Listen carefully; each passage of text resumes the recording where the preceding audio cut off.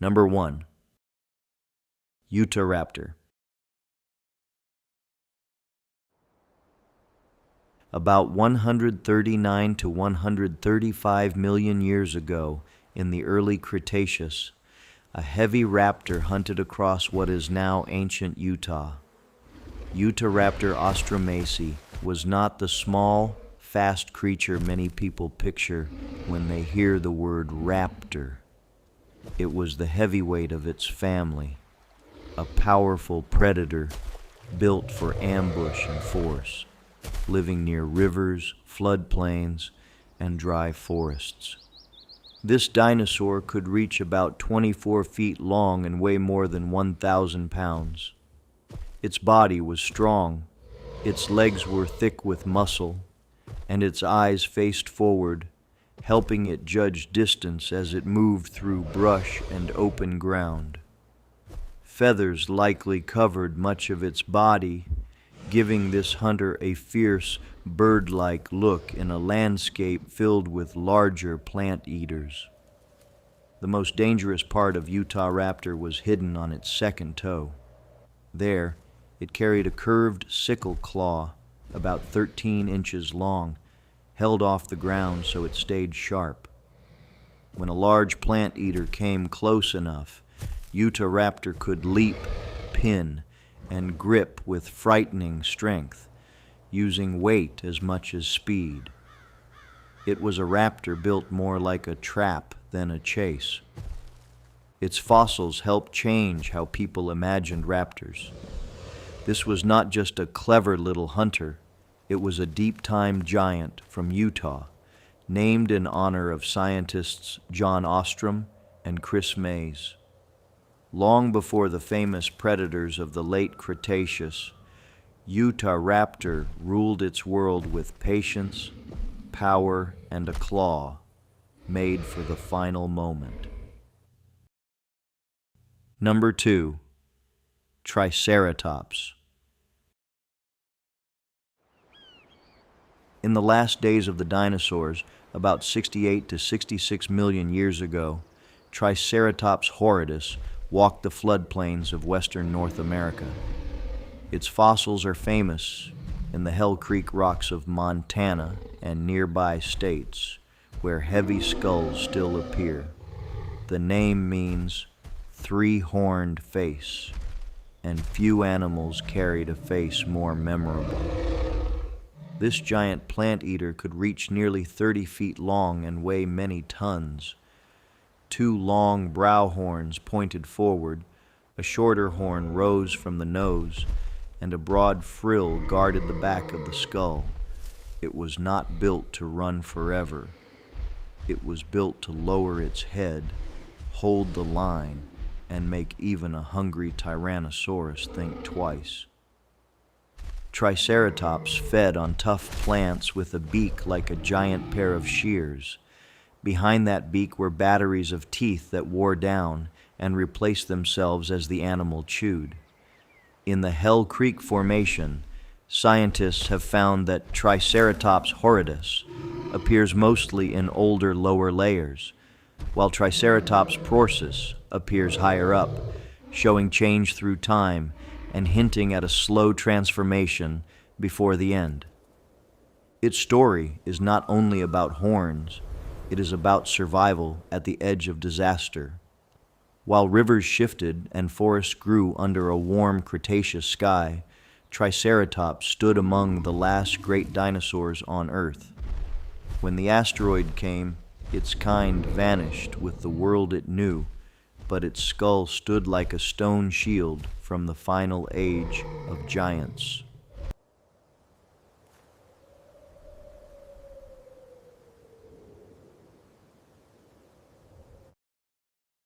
Number 3.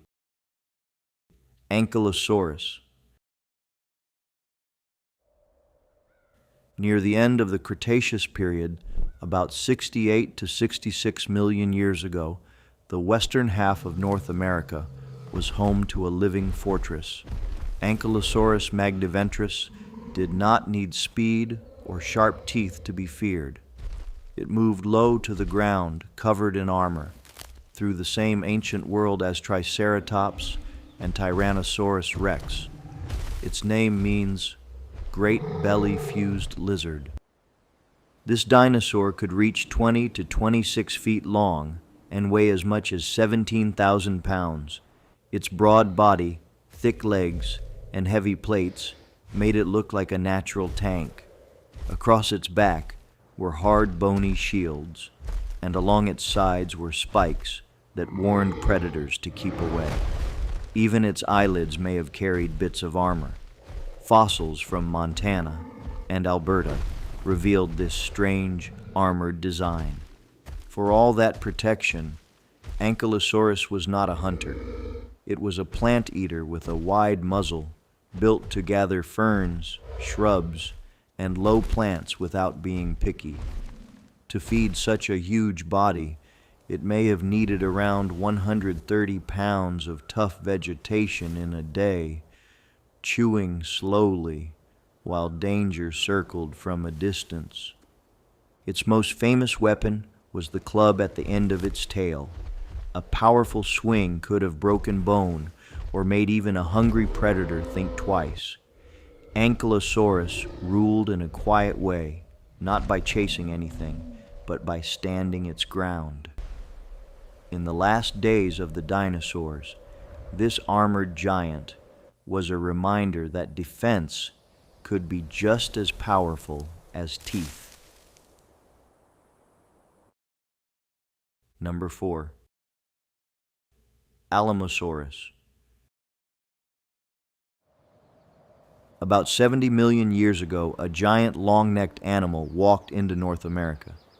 Its name was Alamosaurus sanjuanensis. Fossils from New Mexico, Texas, and Mexico show that it came late, after long-necked dinosaurs had been missing from the continent for millions of years. Its name comes from the Ojo Alamo rocks of the Southwest. Alamosaurus was not just tall, it was one of the largest dinosaurs found in North America. Some adults may have stretched close to 98 feet from head to tail and weighed many tons. When it moved through warm forests and river plains, the ground may have trembled under each slow step. A huge leg bone from Mexico helped scientists imagine its true scale. But this giant was not helpless. Unlike the smooth, long-necked dinosaurs people often imagine, Alamosaurus carried bony armor in its skin. These hard plates, called osteoderms, may have guarded parts of its neck, back, and tail. Even the great meat eaters of its time would have faced a wall of muscle, bone, and size. It was peaceful, but almost impossible to stop. Its story feels like one last return of the giants. Scientists believe Alamosaurus may have come from South America, crossing into a changing world just before the asteroid ended the dinosaurs. For a short time, this armored titan ruled the ancient Southwest, a final long-necked shadow beneath the Cretaceous sky as the world moved toward its last dinosaur dawn. Number 5. Edmontosaurus. In the last million years before the dinosaurs vanished, great herds of Edmontosaurus annectans crossed the floodplains of western North America. This duck-billed dinosaur lived beside Triceratops and Tyrannosaurus rex, not as a monster, but as one of the great plant-eating giants of the late Cretaceous. Its world was cut by rivers, forests, and muddy banks. An adult Edmontosaurus could stretch more than 39 feet long and weigh many tons. From a distance, a moving herd may have looked like a living wall of backs, tails, and watchful heads. Some stood nearly as high as a giraffe, and their size, numbers, and sharp senses were their best protection. Young animals likely traveled among older ones. Its mouth was one of nature's great machines. The front of the jaws had a broad, toothless beak for cropping plants, while the back held hundreds of tightly packed teeth called dental batteries. These teeth ground tough leaves and stems into a soft paste, helping the animal feed hour after hour. New teeth kept replacing worn ones as the work continued. Fossils of Edmontosaurus are among the most detailed dinosaur remains ever found, including rare specimens with skin impressions. They show that this giant was more than prey in T-Rex country. It was a survivor of the plains, a steady grazer whose footsteps filled the final chapter of the dinosaur world. It was a calm giant walking before its world changed.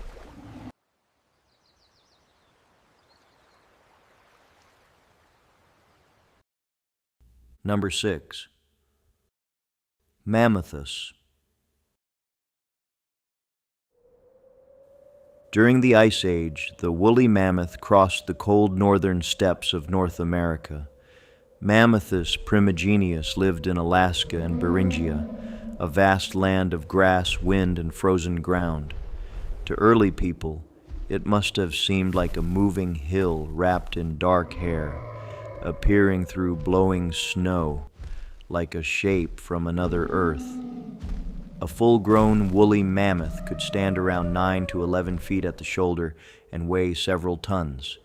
Its small ears, thick fat, and long, shaggy coat helped it survive bitter weather.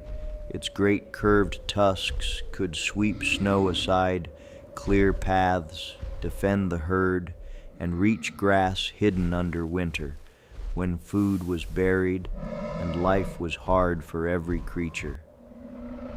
Scientists know this animal unusually well because frozen remains have preserved skin, hair, stomach contents, and even dung. Tusks also work like life records, holding chemical clues about where a mammoth traveled. One Alaskan tusk showed a female moving across huge distances before dying near places used by early people, linking animal trails with human history. Woolly mammoths faded from mainland North America near the end of the Ice Age, as climate changed and human hunting may have added pressure.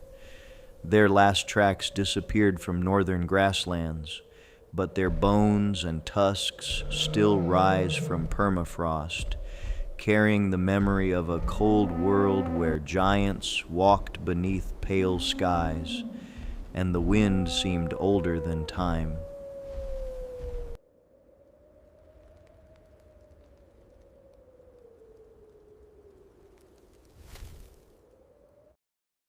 Number 7.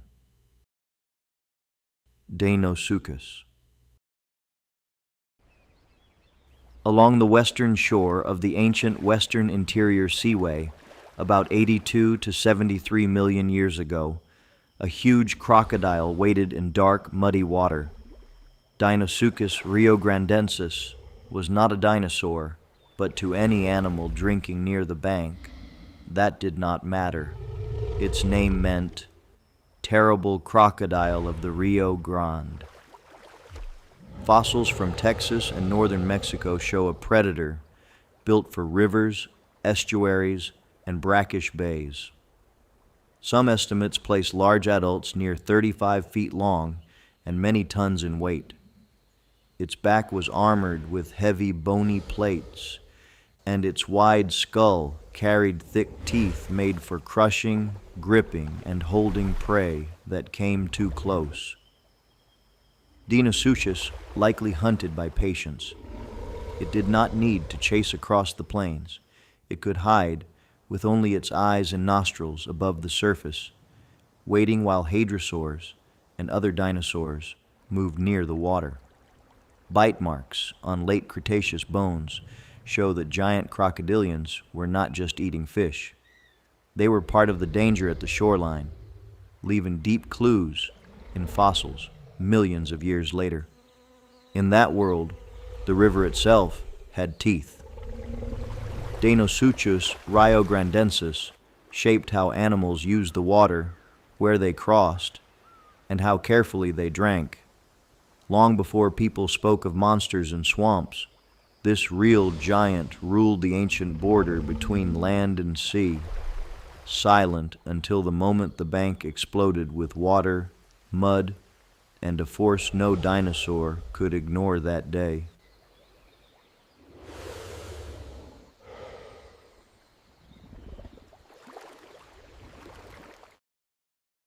Number 8.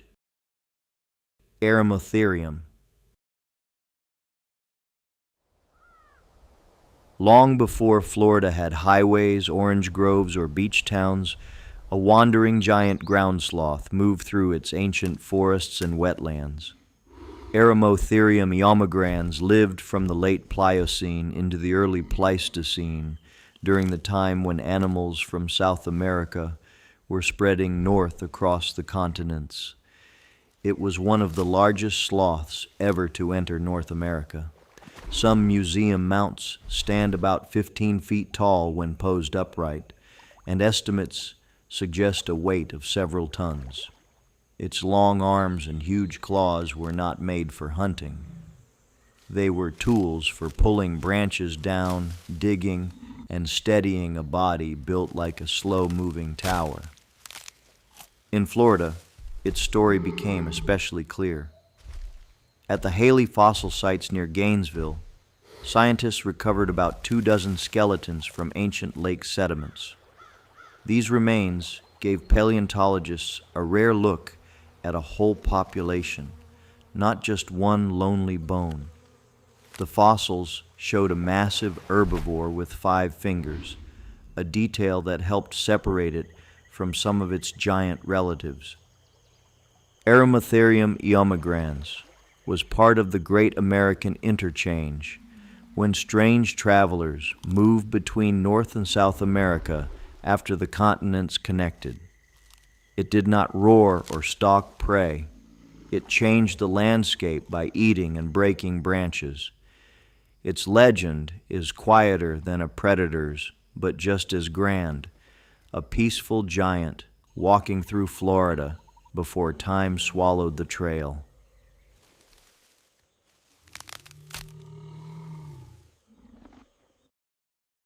Number 9. Quetzalcoatlus. In the late Cretaceous, about 68 million years ago, a shadow with wings crossed the skies of what is now Texas. Quetzalcoatlus northropi was not a dinosaur, but a pterosaur, one of the flying reptiles that lived beside them in the final dinosaur world. Its fossils came from the Javelina Formation in Big Bend, a dry land once cut by rivers and floodplains. When Douglas Lawson described it in 1975, the animal seemed almost impossible. Its name honored Quetzalcoatl, the feathered serpent god of Mesoamerica, while Northropi honored aviation pioneer Jack Northrop. That was fitting, because its wings may have stretched 33 to 36 feet across, like a living aircraft over the Cretaceous plains. For years, people pictured it mainly as a sky scavenger. Newer studies suggest something stranger and more grounded. Quetzalcoatlus likely walked well on all fours, stalking across open country like a giant heron. Standing about as tall as a giraffe, it could snap up small animals with a long, sharp beak while still keeping the power to launch into flight. Its bones were light and air-filled, but its presence must have felt enormous. A small dinosaur moving through the brush may have looked up too late and seen not teeth, but a beak and wings blocking the sun.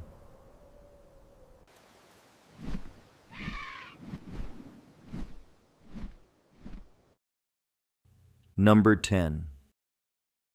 Archelon. During the Campanian age of the late Cretaceous, about 80 million years ago, a giant turtle swam through the wide western interior seaway. Archelon Achiros lived when a shallow ocean split North America in two. Mosasaurs, fish, and seabirds moved through those waters, but even among them, this turtle stood apart like a moving island. Archelon was the largest turtle known from the fossil record of Earth. Biggest specimens reached about 15 feet long, with wide flippers that could span more than 13 feet. Unlike many turtles, it did not carry a heavy, solid shell. Its body had a lighter, leathery covering stretched across a broad frame, better suited for life in open water and long journeys. Its head was powerful, its jaws shaped for grabbing soft-bodied prey, such as squid-like animals, and its flippers worked like long oars. Fossils from places such as South Dakota show that this was not a gentle pond, turtle made large. It was an ocean traveler, moving through Cretaceous seas with the slow confidence of an animal few predators could easily handle. Yet even Archelon could not outswim the end of the age. When the asteroid struck 66 million years ago, the seas changed along with the land. Its kind disappeared, leaving later sea turtles to fill the empty ecological space. What remains is the lasting image of a leathery leviathan, drifting through a lost American ocean before the waves forgot its name.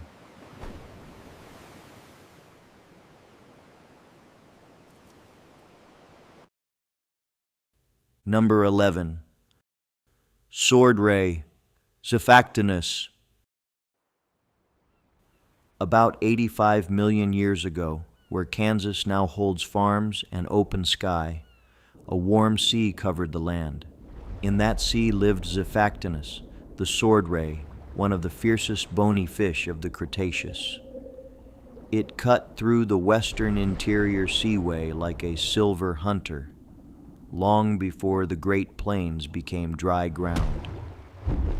Zephactinus could reach about 15 to 20 feet long. Its body looked a little like a giant tarpon, but its mouth told a darker story. Long teeth lined its jaws, sharp enough to trap slippery fish in a sudden strike. In the chalk beds of western Kansas, fossil hunters found its bones beside sharks, mosasaurs, turtles, and flying seabirds. One famous fossil shows just how bold this predator was. A large Zephactinus was preserved with another fish, Gillicus, still inside its body. The smaller fish was almost swallowed whole, but the giant may have died soon after, turning one violent meal into a frozen moment in stone. It is now one of the most famous fossils from the Sternberg Museum. Zephactinus ruled a sea that no longer exists. Today, the chalk cliffs of Kansas hold the memory of waves, salt, and monsters. This was not a legend made by sailors, but a real giant fish from America's ancient ocean, a creature with a mouth full of knives and a final meal that still tells its story after millions of silent years, locked in pale chalk far from the vanished waves of inland America. Number 12. Titanus. About 5 million years ago, a hunter from South America reached North America.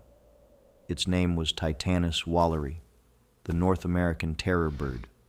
Fossils from Florida and a rare find from Texas show that this flightless predator entered a changing world when animals were moving between continents and the old balance of life was breaking open. Titanus stood about 5 feet tall with long legs built for running. It could not fly. and its wings had become small and weak, but it did not need the sky. On the open plains and scrublands, it used speed, balance, and a powerful beak to hunt smaller animals. To its prey, the sound of those feet on hard ground may have been warning enough. Its story began in the rivers of Florida, where the first bones were found in the Santa Fe River during the early 1960s. More remains later came from places like Citrus County.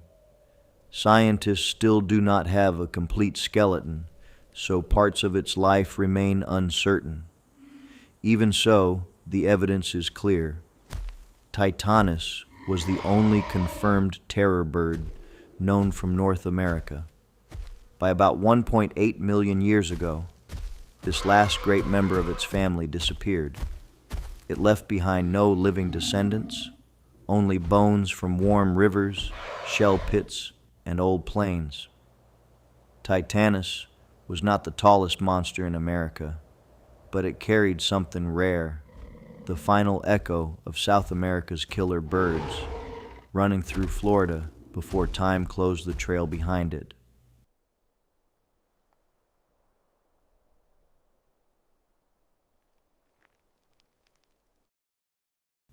Number 13. Arctodus. During the Ice Age, a bear larger than any living bear crossed North America. Arctodus simus, the giant short-faced bear, lived from about 1.6 million to 11,000 years ago. Its bones have been found across the continent, showing that this animal was not a local wonder, but a wide-ranging giant of the cold Pleistocene world. When it stood on four legs, Arctodus was already huge. When it rose upright, it could reach more than 11 feet tall. Long legs, a deep chest, and a short muzzle gave it a different shape from modern bears. Some scientists once pictured it as a pure super predator, chasing prey over open land, but today many see it as a powerful omnivore that could hunt, steal carcasses, and feed on many foods. Its presence alone may have changed how other animals behaved. Mammoths, bison, horses, ground sloths, and early people shared the same dangerous landscapes near the end of the Ice Age. A hungry Arctodus did not need to roar to be feared. One look at its height and reach could have been enough to make wolves, cats, and smaller bears move away from a meal. The giant short-faced bear vanished as the Ice Age world changed. Warming climates, shifting prey, and human pressure may all have played a part. What remains is a creature that feels almost too large for the woods and plains, a real American giant that once walked where cities, farms, and highways stand today in uneasy silence and awe.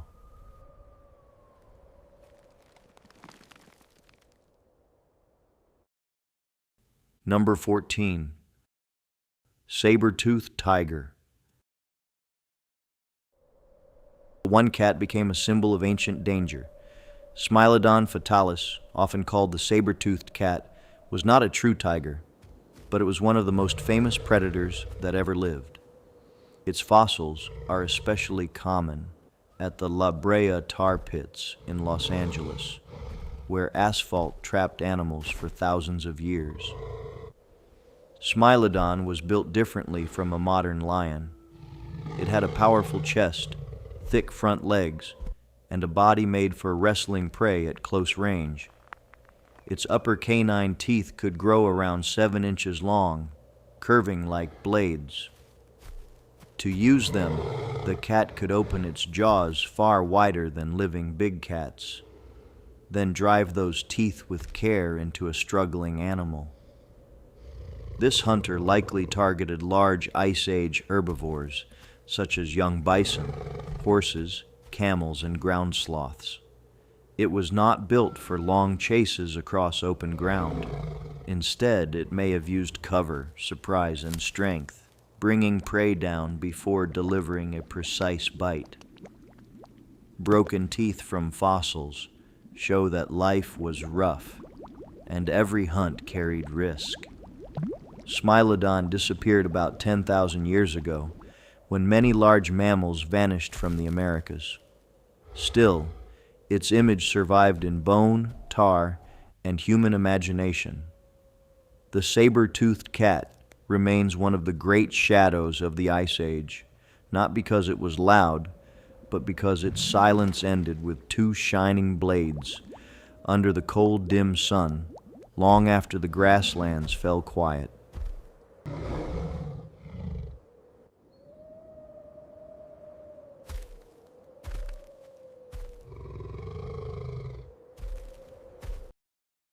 Number 15. Megalonyx.